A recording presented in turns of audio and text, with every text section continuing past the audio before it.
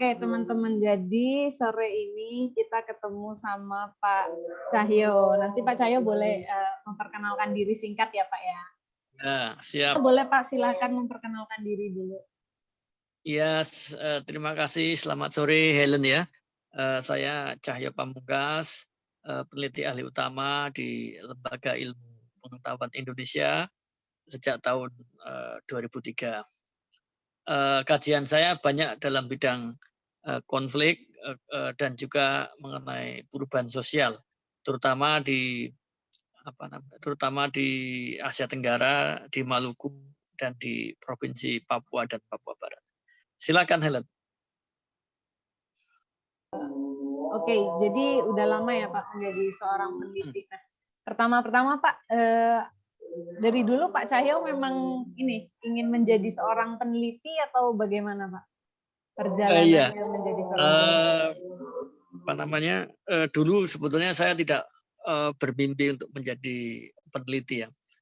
Pada waktu kuliah sebetulnya saya ingin menjadi dosen ya atau pengajar di perguruan tinggi, karena dengan menjadi dosen saya bisa mentransfer ilmu pengetahuan atau pengalaman saya pada mahasiswa.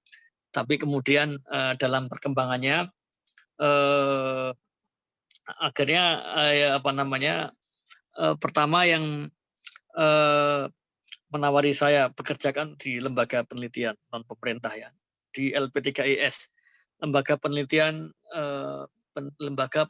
Pendidikan dan Penerangan Ekonomi dan Sosial. Pada waktu itu mereka ada job vacancy, ada lowongan kerja, kemudian saya mendaftar di situ dan diterima sebagai asisten peneliti. Nah, dengan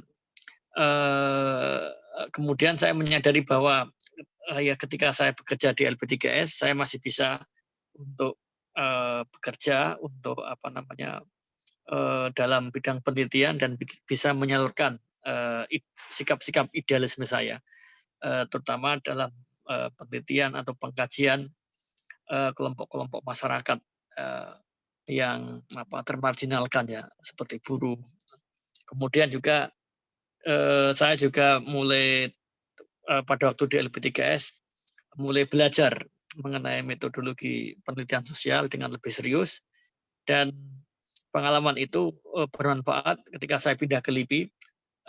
Saya meneruskan kerja-kerja di LP3IS dalam bidang riset, terutama untuk saya sejak tahun 2003 ya di LIPI mengkaji kelompok-kelompok minoritas, misalnya minoritas Muslim yang termarginalkan ya, yang teropresi di Mindanao, kemudian di Patani, kemudian juga saya mulai tahun 2005 mulai mengkaji konflik Papua sampai sekarang.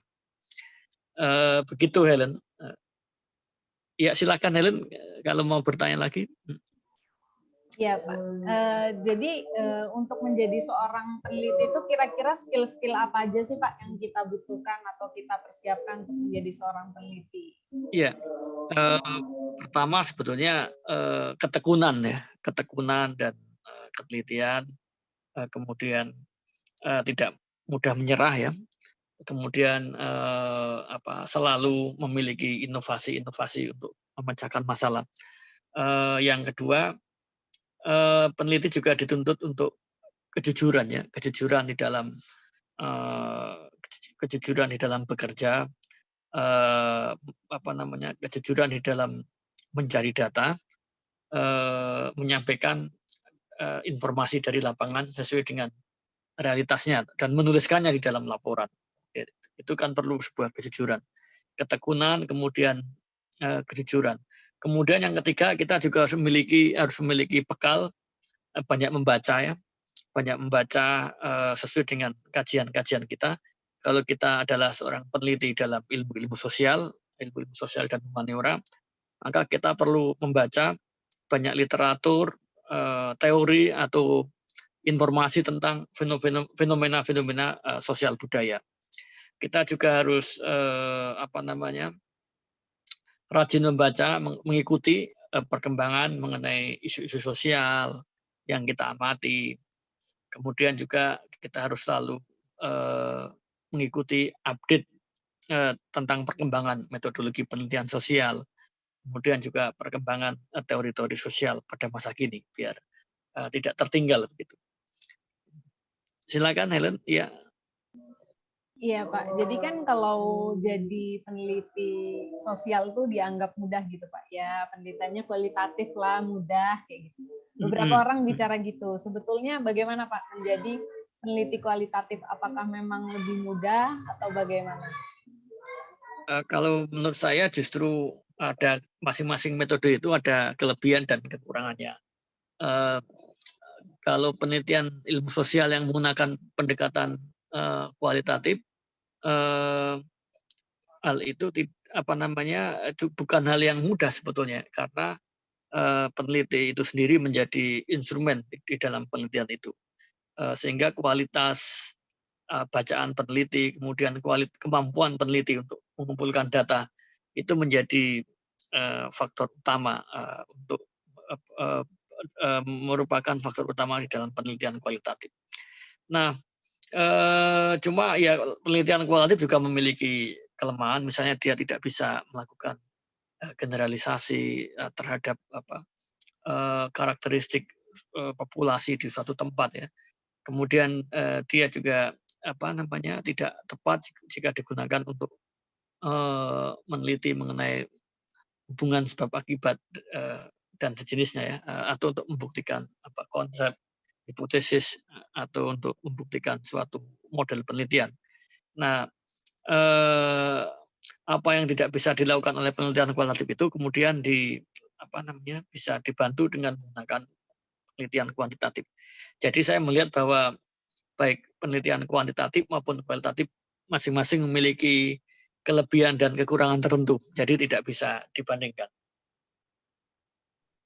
Oke Pak, jadi sudah berpuluh-puluh tahun kira-kira suka duka Pak Cahyo menjadi seorang peneliti apa Pak? Atau mungkin pas lagi field research, misalkan peneliti di lapangan, seperti itu. Iya, jadi kalau saya paling suka pada saat ini ya, field research ya, di mana kita bertemu dengan informan ya, yang kadang-kadang itu dari saya kira kebanyakan dari masyarakat sipil ya. Misalnya bertemu dengan anggota-anggota komunitas masyarakat adat, bertemu dengan komunitas gereja di Papua ya, bertemu dengan komunitas perempuan, kemudian melakukan observasi di pasar-pasar. Saya kira ini termasuk saya lebih suka ya pendekatan dengan masyarakat bawah, dan kita bisa memberikan empati terhadap kondisi masyarakat yang kita teliti ya. Selain itu juga pernah kita melakukan riset lapangan kualitatif, kita harus tinggal selama 2 bulan. Bahkan penelitian disertasi saya harus tinggal selama 8 bulan di rumah penduduk ya. Dan itu saya kira itu sangat senang sekali. Ya, terutama di Papua. Saya beberapa kali itu tinggal satu penduduk penelitian itu selama 2 bulan, dan kita tinggal bersama di rumah orang asli Papua, kita mengamati kehidupan mereka, kita makan apa yang mereka makan, kita mencatat ya seluruh dinamika kehidupan di penduduk setempat ya, terutama terkait dengan persoalan sejarah dan budaya ya. Dan itu yang saya sukai selama menjadi peneliti, terutama dalam penelitian kualitatif. Saya bisa berempati, merasakan ya bagaimana menjadi hidup sebagai hidup dalam komunitas kelompok-kelompok yang selama ini termarginalkan, menjadi korban dari sebuah konflik sosial atau sebuah konflik politik, dan itu merupakan pengalaman yang sangat berharga, di mana mungkin saya bisa selain memperoleh pengetahuan juga saya bisa berempati kepada kelompok-kelompok masyarakat yang termarginalkan, yang terdiskriminasi, atau yang menjadi korban dari suatu konflik politik. Begitu Helena. Oke, jadi menjadi peneliti itu menarik juga ya Pak ya? Menarik. Iya. Betul Helen. Silakan kalau mau menjadi peneliti. Terakhir Pak, mungkin Pak, Helen, pesan-pesan. silakan. Ya, pesan-pesan untuk mungkin ada di luar sana yang ingin menjadi peneliti, apa saja yang perlu dipersiapkan? Kalau penelitian itu sebetulnya bisa merupakan sebuah minat ya di samping sebuah pekerjaan ya. Nah, kalau mau menjadi peneliti yang profesional baik di lembaga pemerintah maupun di lembaga non pemerintah, maka sekarang ini yang perlu dilakukan adalah bekal pendidikan ya. Pendidikan itu kan rata-rata sekarang untuk menjadi peneliti rata-rata harus S2 atau magister ya. Jadi kalau bisa adik-adik yang mau menjadi peneliti itu harus mempersiapkan bekal pendidikan, selain memiliki pengalaman sebagai asisten peneliti, juga harus meningkatkan pendidikannya dulu, harus sekolah dulu di tingkat pasca sarjana atau S2. Kemudian yang kedua, adik-adik juga harus rajin untuk membaca dan mengikuti perkembangan ya, topik-topik atau tema-tema yang menjadi bidang kajiannya.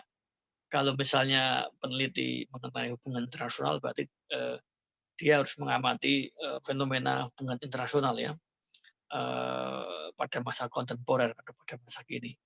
Kemudian juga